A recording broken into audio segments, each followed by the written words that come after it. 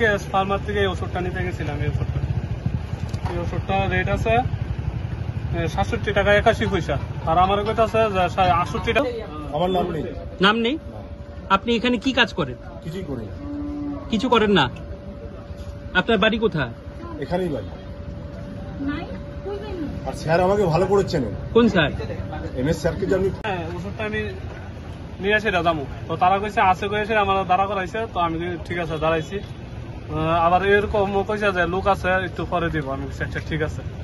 তো দাঁড়াইলাম। তো কিছুক্ষণ পরে তাই ওষুধটা বাইক করছে, বাইক করে সেটা কইতেছে ৬৮ টাকা দিতাম। তো আমি কে ৬৮ টাকা দেবো? আমি কইছি ৬৭ টাকা ৮১ পয়সা আছে কেন, আপনারা পারলে একটু কম রাখেন, কম তো রাখতেই পারেন। হ্যাঁ, আমি ৬৫ টাকা দিয়ে দিই।